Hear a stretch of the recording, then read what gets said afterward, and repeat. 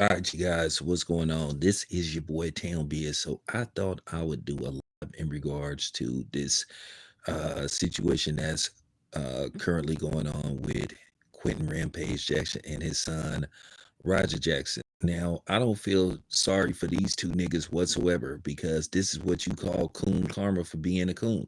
You know, Quentin Rampage Jackson defended Ryan Garcia cheating against Devin Haney. Now, keep in mind, this is the same dude that used to complain and accuse fighters of using PEDs against him. And if I'm not mistaken, he tested positive for PEDs or performance enhancing drugs or steroids. So, with that being said, I find it ironic. And then they was defending that Indian Pakistani dude who went on the Breakfast Club. Who, shout out to Jessica, hilarious, just hilarious, and she basically ethered that dude, you know, for his racist history. And him and his son, oh, I don't think he's the people love, like I say, black people love showing out and undermining black people. It's a global thing. Coonery among black people is a global thing. Now, you know, sometimes we stick together, sometimes we don't. I'll ride for the people that ride for me. But at the end of the day, his son found himself in a dilemma where I don't believe his son, or whatever the case may be, his son got set up, and his son is looking at serious charges, and he may go to jail, and he probably will be sued. Now, don't try to say, well, that was his son's actions. At the end of the day, Quentin Rampage Jackson is his father. At the end of the day, they're going to look at him. They're going to look at his upbringing. So, with that being said, in case you guys don't know, there was some kind of event in Indiana, I think, where basically he was supposed to jump in the ring. I guess it was supposed to be one of those type of staged events where, you have like a little spectacle that happened between, a so-called famous person, which, by the way, his son isn't even isn't even that famous. He's really only famous because of who his dad is. So basically, to make a long story short, they say the wrestler struck him in the head with a beer can, and basically, which he shouldn't be hitting a person in the head with a beer can. They say that wasn't part of the act. So basically, he records himself saying, "Oh, they told me I can really hit him and I can hit him as hard as I want." Now, here he is saying this stuff. He's recorded saying this stuff, and they're going to use this against him in court. They're going to say, well, who told you that? And then they're going to go to the people who allegedly told him he could do that. They're going to say, oh, I have no recollection of that. So it's going to look like he was justifying this and that. He staged this. So basically, he jumps in the ring. He grabs the dude, picks him up, slams him. The dude lands on his head. You could tell that he's already knocked out. So then he gets on top of him and hits him repeatedly until, a lot of people involved in the fight, they involved in the match, they have to come get him and pull him off of this dude. Everybody saw it. It's on film. I'm not going to show the actual footage because depending on who you are, YouTube is finicky about that kind of stuff, whether they monetize it or not. They pick and choose if they let monetize it. And I'm not finna even go down that rabbit hole. So basically, to make a long story short, he hits him repeatedly. The footage is easy to find. So, basically, he's looking at a assault charge. You have to understand, just like in boxing, once the match is over, if you hit a fighter when the match is over, that's assault. If you go into a locker room and you try to attempt to fight a fighter, that's assault. Now it's up to the fighter whether he wants to pursue charges or whatever the case may be, or sometimes the city or the state may pursue charges, depending on where you're at, who you're dealing with, and what color you are. Yeah, I said it.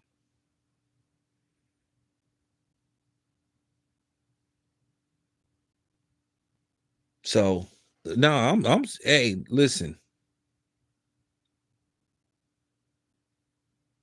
El Gucci, I don't feel sorry for Quentin Rampage or his son because at the end of the day, they went on record cooning for Ryan Garcia, talked about they love Ryan Garcia, talking about fuck Devin Haney, he should take his loss like a man. But here it is, you got all these other fighters that have tested positive for PEDs against non-black fighters. Now all of a sudden the narrative has changed. Oh, get these cheaters out of here. Vito Manicki called out a dude that cheated against him. Oh yeah, get these cheaters out of here. But then Devin Haney, the temperament changed. And then you had all these niggas, like Blue said, that wasn't on code, cheerleading, caping for Ryan Garcia, taking pictures with him, making it look like Ryan Garcia was the one that did wrong. Because at the end of the day, there's this implanted jealousy and hatred and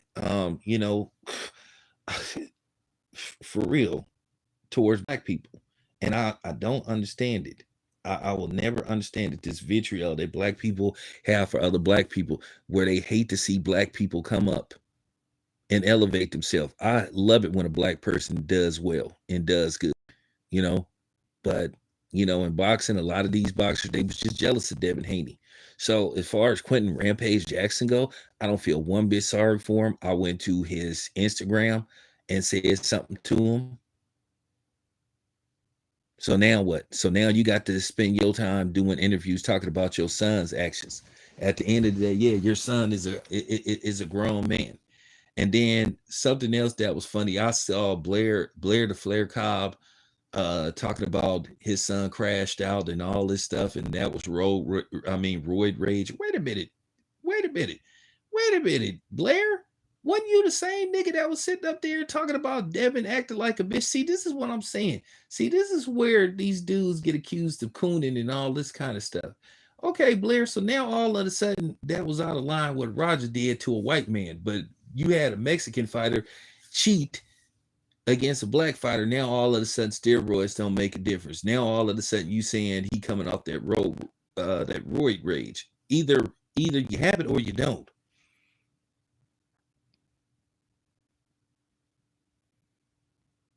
He may be charged for attempted murder, and I'm gonna tell you right now, I don't feel one bit sorry for him, because these niggas love getting getting on camera, throwing black people under the bus. We have no pride. We have no, we have no code. And I understand why everybody is upset with, Jaron Boots Ennis. I don't want to dive deep into that, but I'll just put it to you this way. I'm just going, I think what the problem is with the Jaron Boots Ennis thing, I think if it wasn't him, I think people would be okay with it. But it's supposed to be a dude that could be a potential opponent.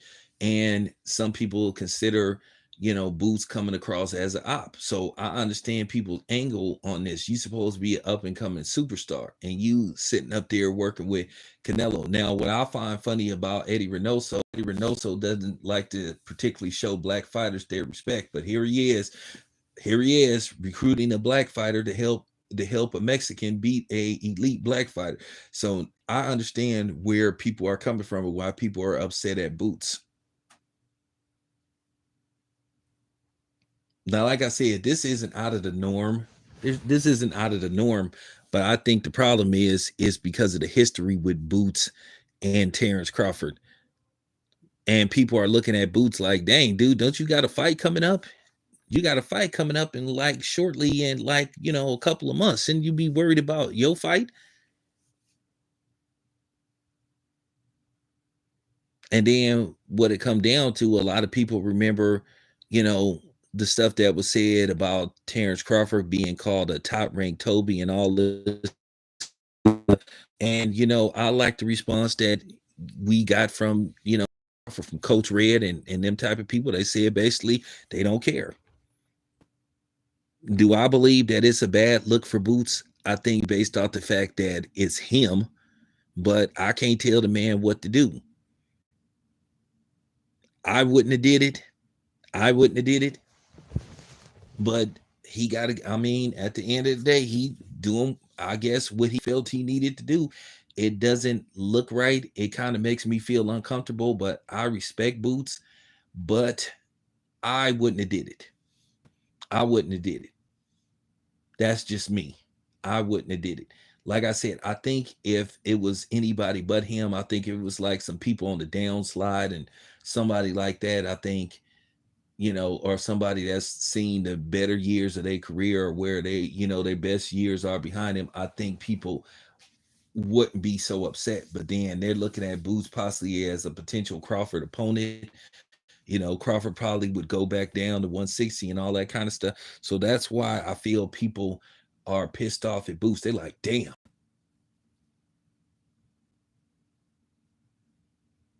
But I found it amusing where people just think that the fight is automatically decided because Boots isn't Terence Crawford.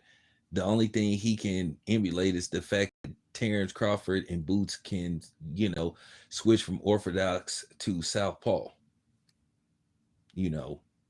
But that's about it. But they fighting styles are totally different. I think to a certain degree, I think Terence Crawford is far more defensively sound than Boots, you know. But I understand where people is coming from with that.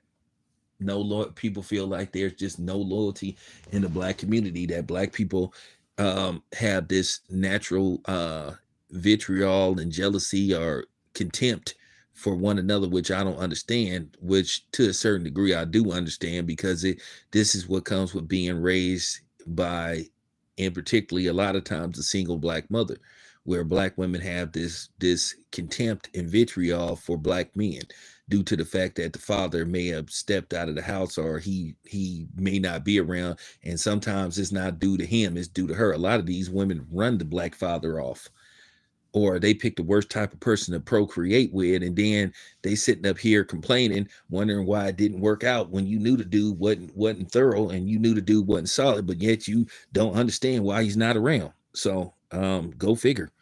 So with that being said, I don't feel sorry for quitting Rampage Jackson. This is what you call coon karma.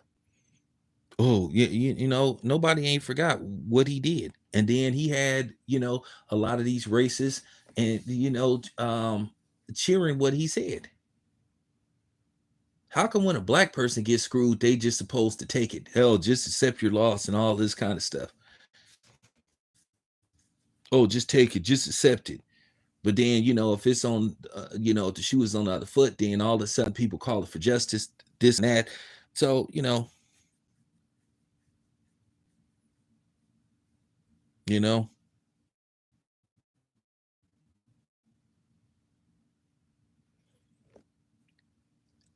I listen. I think at the end of the day, I think if Terence Crawford wins this fight, I think he is going to retire. To be honest with you, what is there left for Terence Crawford to prove? If you become undisputed in three different weight classes, like your name is synonymous with boxing history, you are legitimately in the GOAT conversation. I'm talking about you are in the GOAT conversation. You are in the GOAT conversation with the likes of Muhammad Ali, Floyd Mayweather, Sugar Ray Leonard, which I think Sugar Ray Leonard was a little bit overrated, but you know, it is what it is. But you're in that category. You're in that conversation.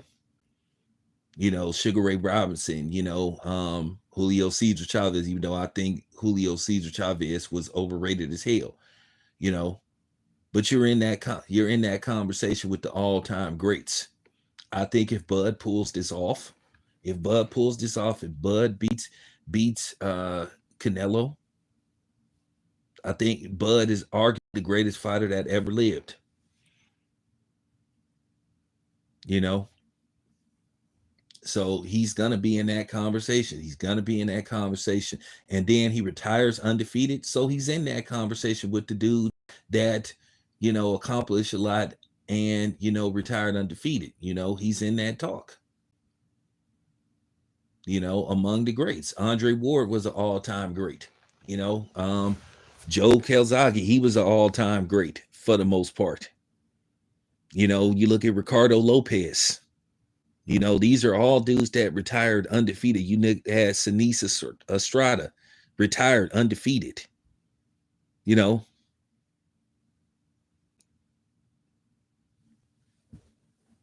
so that's going to be an incredible plight if Bud can pull this off. So I'm just saying. But as far as the boost thing go, I understand where people coming from. To me, it's just not a good look. I wouldn't have did it. That's all I'm saying. He could do what he want. I wouldn't have did it. I wouldn't have did it, and I definitely wouldn't have took no picture um, with Canelo Alvarez because I seen Boots fan base drop dramatically overnight.